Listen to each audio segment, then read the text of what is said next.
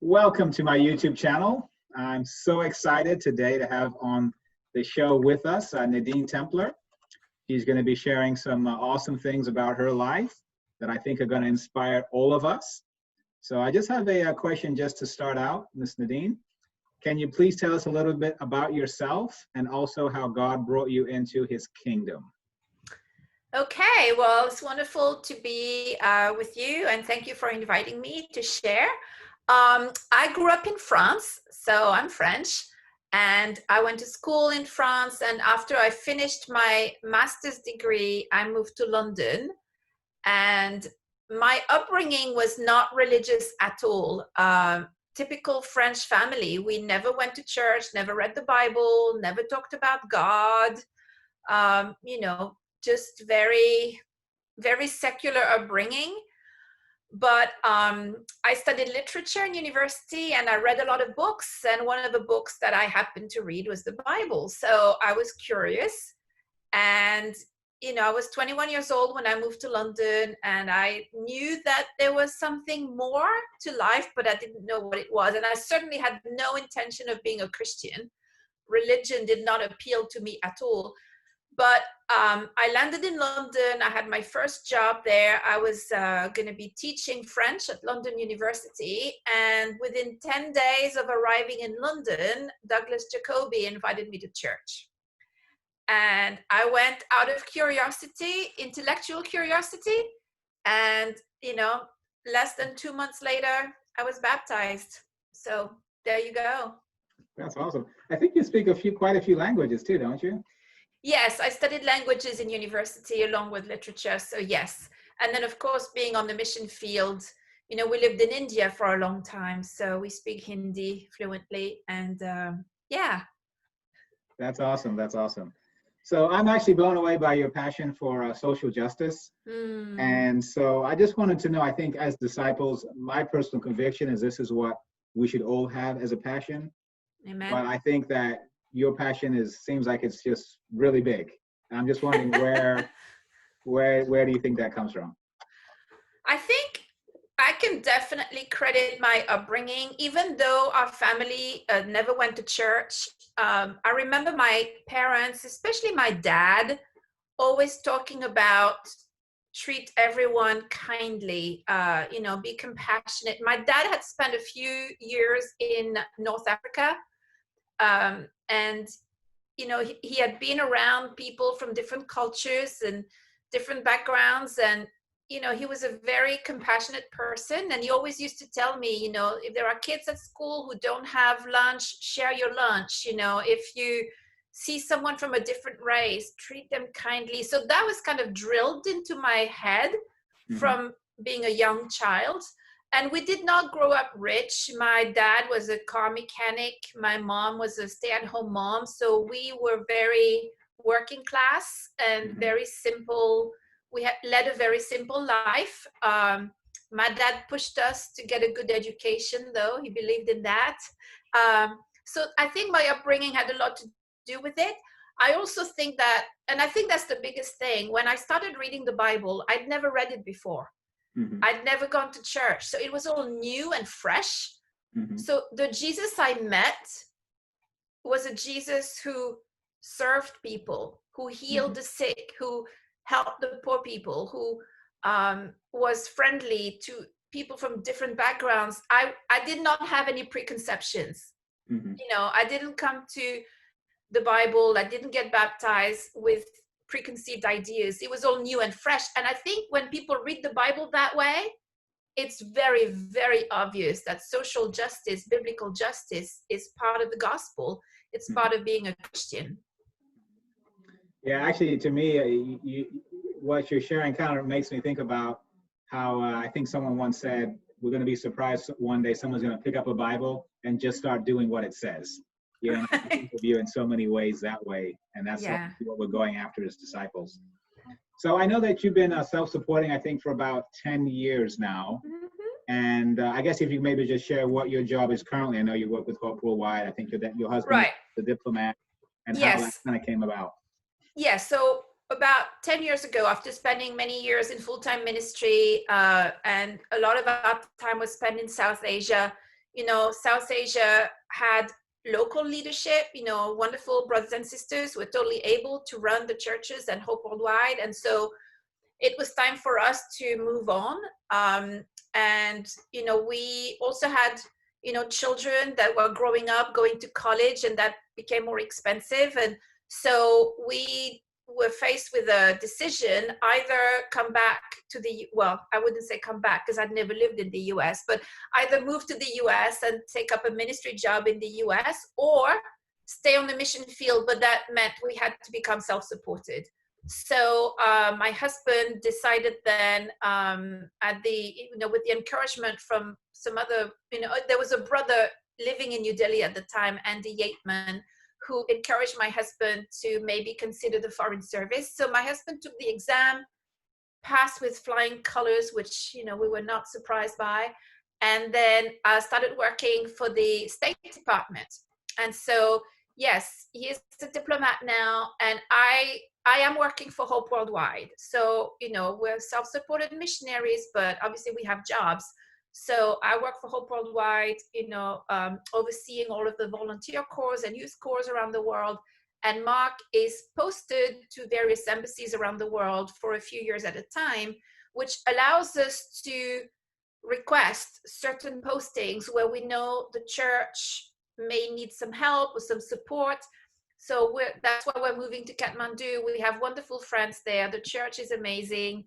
But, they could do with some support and some training. And so we're going to go there, spend a few years there, and I'll keep doing my job that I'm doing now because I can do it from anywhere. But in the meantime, try and be a support to the wonderful group of disciples there. Okay.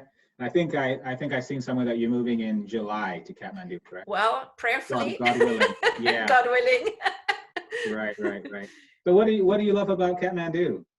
It's my favorite place in the whole world. It is. I mean, there are many places I love. I've spent a lot of time in the Philippines, in Zambia, Kenya, but we spend most of our adult life in India. Have you been to Malawi? I haven't been to Malawi, no. Oh, they just bought a Zambia. That's where I was born. Yeah. So I've been to Botswana, but not Malawi. But, we spend most of our adult life in India, and Kathmandu is very similar, except that the needs are even greater. Okay. It's materially even poorer, but it's a beautiful country. The mountains are amazing. The people are very, very welcoming. I think, Nepal is India, but even more kind of radical. Mm-hmm. So, they're mountain people, they're resilient people, they're courageous people. And I just love it there. I feel at home when I'm there. Okay. How do you like the food? I love the food. It's like Indian food, but maybe a bit healthier. Oh, really? Okay. Yeah, they eat a lot of vegetables. It's a Hindu culture, so a lot of people are vegetarian. It's wonderful. It's great. And it's not as hot as India, so that's kind of nice too. So what does your family think? Just an odd question. What does your family think? Maybe they accept it, but what do they think initially while you're moving and doing this in your foreign countries? And well, I was always, so before I was a Christian, I was a wild teenager. So I always did things to upset my parents. So when I became a Christian, they were very relieved. So whatever I did after becoming a Christian, even though sometimes it was a little bit crazy, in comparison to the way I was before I was a Christian, it's still a lot better. No, my family have been incredibly supportive. It's been hard because I've been far away. I gave birth to my kids in India. They couldn't be with me. And so, but they've been really great. And, the amazing thing is that my whole family became Christians after I was baptized. Oh, okay. So, my parents have been very supportive, but that's also because, they were disciples, and my brother is a leader in the church as well. And, so no, they've been really understanding. And, the irony is now my kids are doing the same thing to me. I have a daughter in Australia. I have, they're all over the place. So I think you have a son, Luke, too, right? yeah, I have a son, Luke, is in Seattle. I have a daughter in Baltimore. I have a daughter at college in Arizona. And then the youngest one is coming with us to Nepal. So yeah, I mean, my kids were raised that way. We always move. We don't own a home. We don't own any furniture. We just kind of, pack our suitcases and some boxes and go to the next place. So they're used to that. That's their life too. So, getting on an airplane is no big deal because that's what they've always done. So they've had an unusual life, but, we kind of roll with it. That's awesome. What would you say is some of your most memorable experiences as a disciple? I know you've lived in Africa, Asia, up to the US now.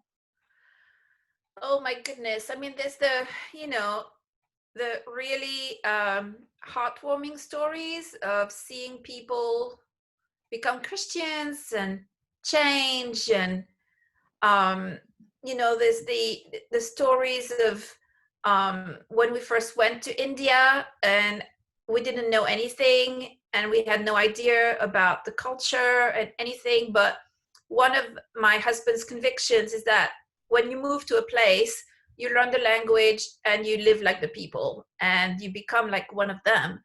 And in doing that, obviously, that we saw a lot of pain, we saw a lot of suffering. But I remember one of the most vivid memories for me is when we moved to India and we stayed in this little hotel the first few days we were there when we went on a mission team. And outside the hotel, there was a man who sold bananas and he had a little wooden cart and his son was with him. He had a little boy who was probably 3 or 4 years old, very severely physically handicapped. I think this little boy must have had polio. And so he couldn't walk. His legs were very thin and deformed. But this man loved his little boy. It was so obvious. But the little boy sat on the cart every day, all day, didn't have any clothes on. And I mean, they were so close, the dad and the son, but they literally had nothing. Materially, they had nothing. And, one of the sisters on the mission team went and bought a little outfit for the little boy. And, those things really are ingrained in my mind, and whenever I think about complaining or, my life is not everything that I want it to be, those are the people I remember, so that's one memory. There's also, the lessons we've learned along the way, the way that, when the church went through, really challenging time in 2003, how, Mark and I were leaders, we were leading the London church at the time, and it was very humbling to hear people's stories and to, really repent as leaders of the hurt and the harm and, the things that we had done or the things we had been, complicit with, and to be able to really change, and I think now that we're going through this time, where, Black people in America are feeling, and rightfully so, oppressed and discriminated against. I think having gone through times like that in the past, it's made it a little bit easier to be humble this time around and to listen, to repent, to apologize, not to be defensive, because we've been through something like this before. So those are really important times as well, in our Christian life, is the lessons learned, and how as disciples and as leaders, we really have to listen. We have to be approachable and vulnerable. And, I mean, there's a sister from London who called me today, about something that I had done like in 1991. And, it was so healing to be able to talk. So anyway. That's awesome. Yeah. No, I think for me, I think you've been a disciple maybe 36, 37 years. I'm not sure. Yes, 37. Yeah. 37. Okay. Yeah. So just as a random question, I guess, to a degree, how do you keep your heart soft? What would be some ways you try to keep your heart soft through the years? Well, my husband always says, stay in the Gospels, read about Jesus. It's all about Jesus. And another one of my, mentors, someone I've looked up to, Lisa Johnson, she always used to say that, and she still says that. It's all about Jesus. And so I think if we stay in the Gospels, that really helps, because you see the life that we're supposed to live. And then all we have to do is try our best to imitate. I think the other thing too, as I was sharing earlier, when I was baptized, I really, really felt a sense of redemption, forgiveness. I cried at my baptism. People were wondering why, but I felt so redeemed, and that feeling is still with me. I always share that, but I really mean it. It feels like I was baptized yesterday. That sense of, I can't believe that I'm a Christian.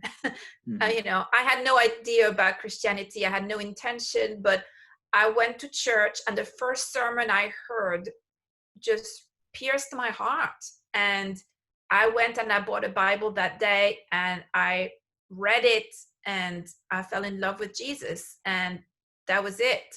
So, and I think staying connected, I think going to places like India, like Zambia, staying connected with the reality of life, in a place like the US, we live in a bubble in so many ways. It's not, we don't live like the rest of the world. Right. And so staying connected to reality, when I travel and I live in those countries, the Bible comes alive, and so that, I think, also has really helped. So I guess for like myself, I want to stay connected. I can't necessarily go to Zambia or Nepal. Would it be like going to hospitals you'd recommend, or serve your community and surround yourself with people who are not like you. I think a lot of us live in our neighborhoods. We live a comfortable life, and we don't see how people even in this country live. Right. Even the stories we're hearing now from Black people, some people are totally shocked. And yes, of course, it is shocking, but if we make an effort to go to different neighborhoods, and someone said one time, I don't remember who, but said, who is in your kitchen? Like, who do you invite to your kitchen? Who sits at your table? That's a good test, because very often it's people who are like us, people who look like us, people who speak like us. We don't naturally reach out to people who are different from us. And we live here in Northern Virginia, which is the suburbs of Washington, D.C. It's a very, very nice, it's one of the wealthiest, I think these are the wealthiest counties in the whole country. And you take the metro and you go to downtown D.C., and it's a totally different world. And people are experiencing homelessness, but how many of us actually even go there? Right.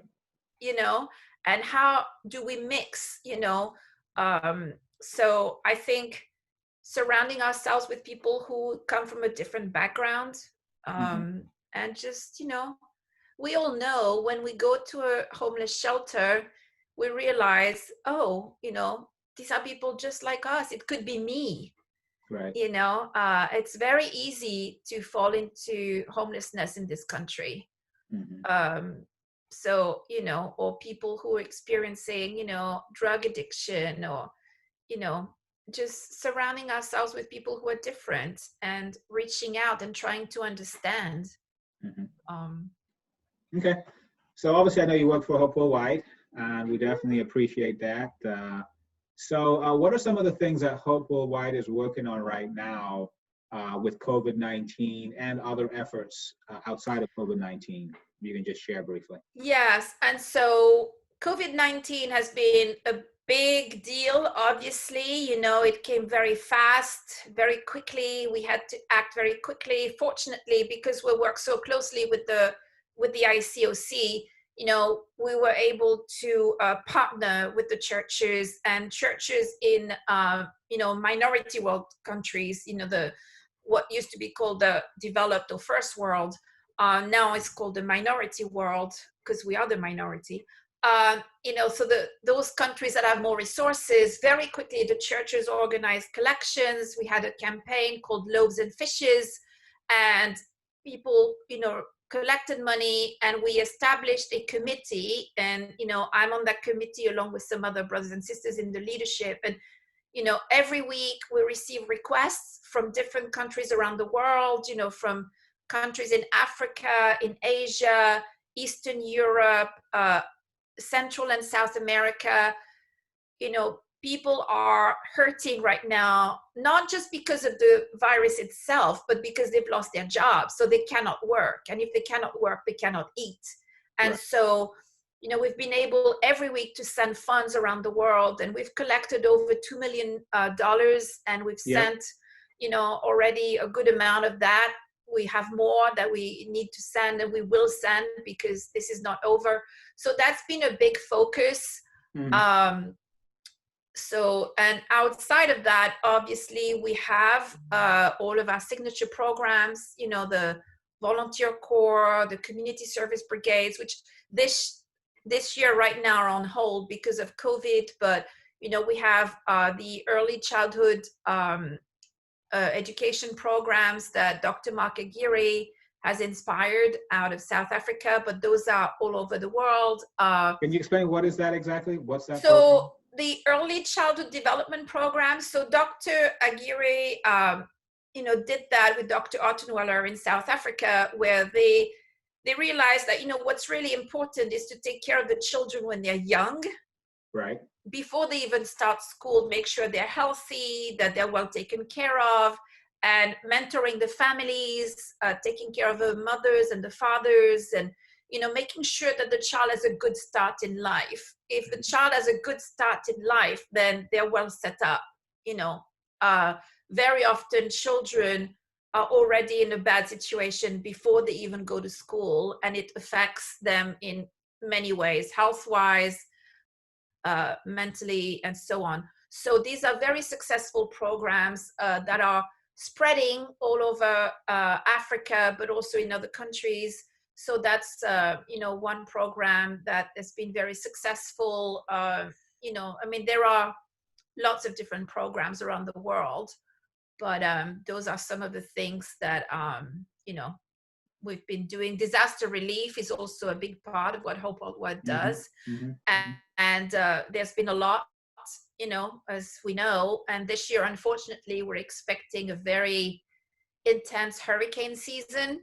Right. So hurricanes in North America, typhoons in Asia, cyclones in South Asia, um, you know, earthquakes whenever they happen. So Hope has a very quick response team, you know, that intervenes very quickly. We have a disaster fund ready for when disasters happen. It used to be that a disaster would happen and then we would, you know, scramble for funds and then send the money. Now we have a fund that is ready to go, and That's then awesome. we replenish it, obviously, by, you know, different appeals. Okay. So what are some ways that disciples can get involved? I think I saw something in Tucson, Arizona. They were making masks. I think they made 20,000 Yes, masks. I know. I know that Boston Church has a food pantry. What are some other ways that you can think of that Yeah. disciples can get involved? So in most places in the US, there is a Hope chapter Yep. in the local congregation. So that's really the first step, is just get involved with your local Hope chapter. Yeah. They have programs going on already.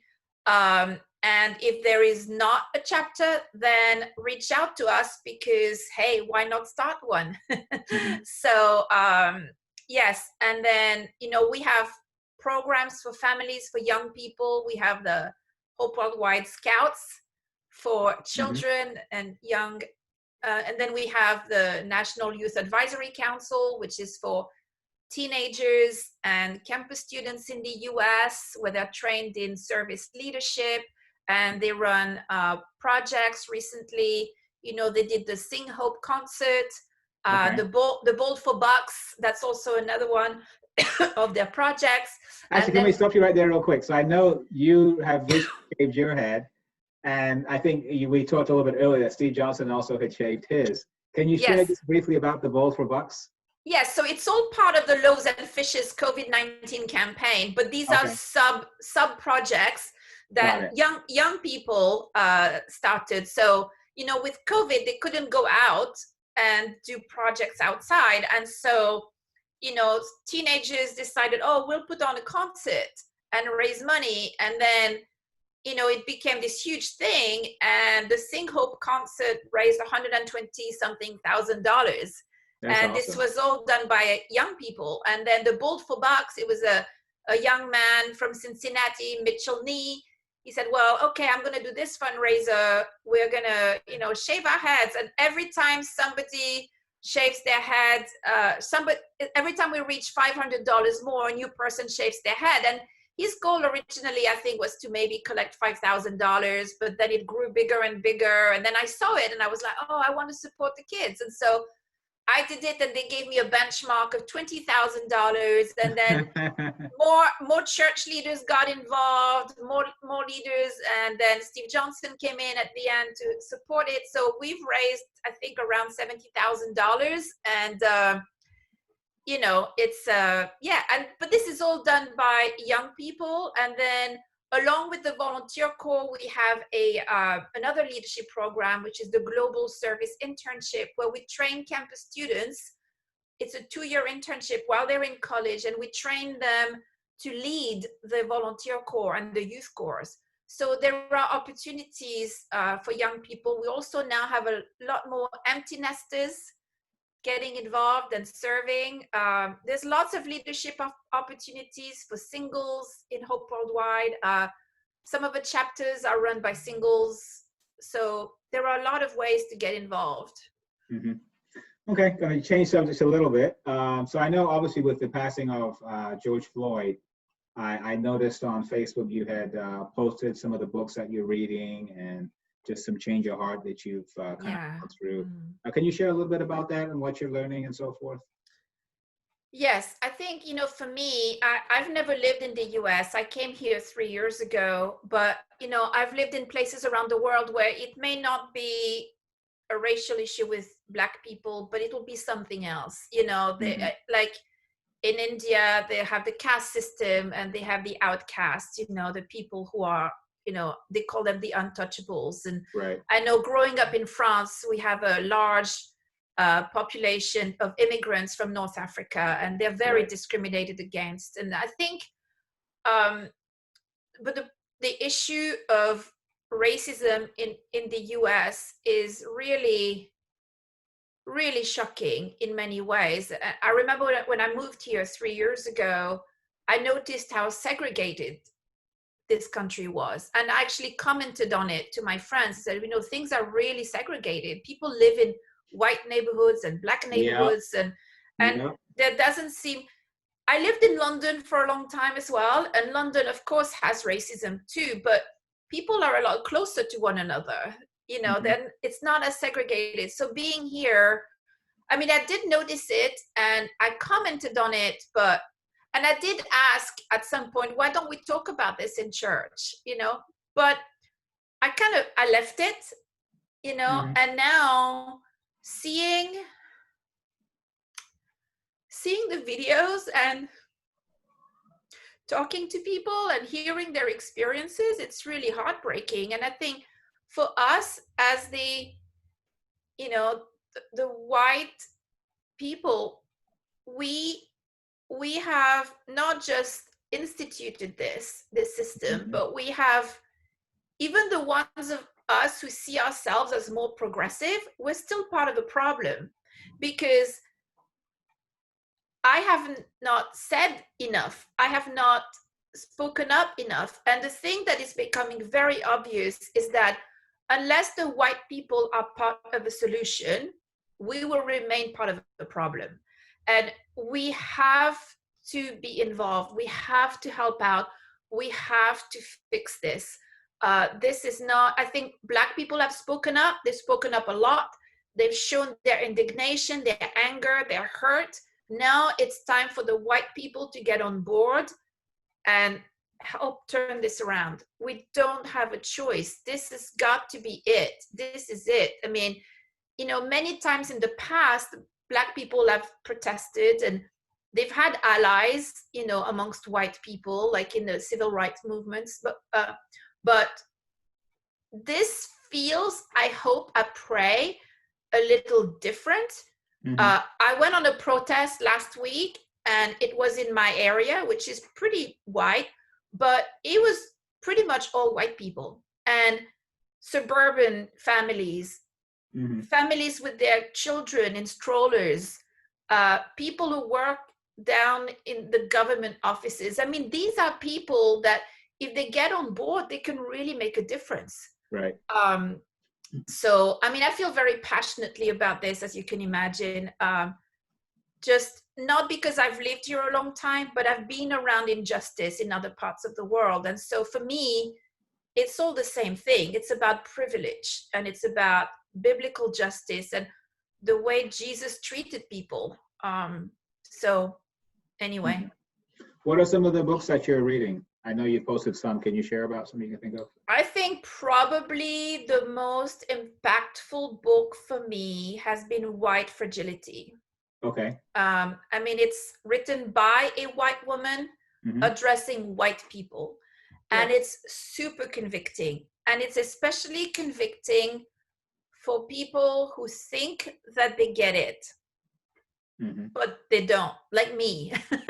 You know, people who see themselves as not racist or progressive or, you know, like, oh, I have 2 daughters adopted from India. So, you know, I'm one of the good people, you know, or I spent, you know, most of my life on the mission field. So yeah, I'm, you know, I'm ahead of some people.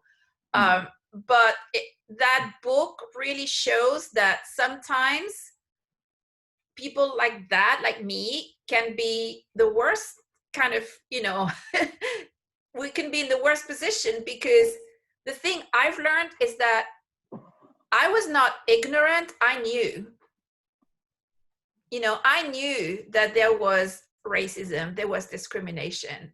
I wasn't blind to it, but I didn't do anything about it. Mm-hmm.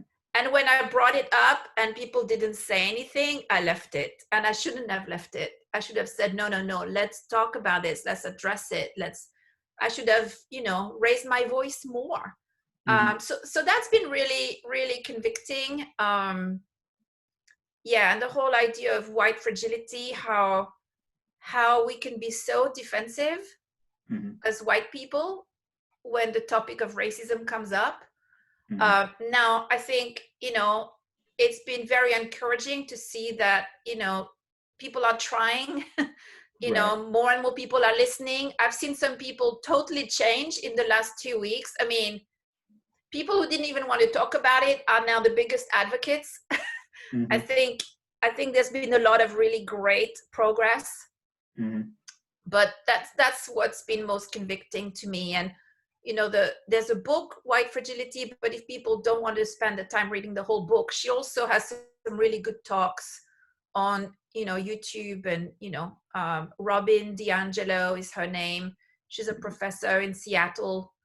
She has some really good stuff. So I'm reading this one too. This is Rediscipling the White Church.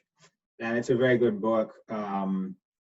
The whole point is that the church has already been discipled into a certain way of thinking, and now it needs to be rediscipled into, you know, the kind of church Jesus wants it to be, you know. That's not Yes. this is a white agenda, see it this way kind of a thing, you know. So I think he probably should have chose a different title, but that's just me. Yeah, yeah, yeah. So yeah, what would be some things you would say to perhaps your white colleagues who are like, yeah, I want to see things, you know, how do I begin? I think right fragility, probably you'd recommend that to them, I would Yeah, think, but what are that's maybe the some other first one. things? Okay. And then the books and the podcast by Michael Burns, you know, he is a Yep. disciple. And so obviously there are things in the world that we can learn from outside of our church. But I think we have great resources within the church.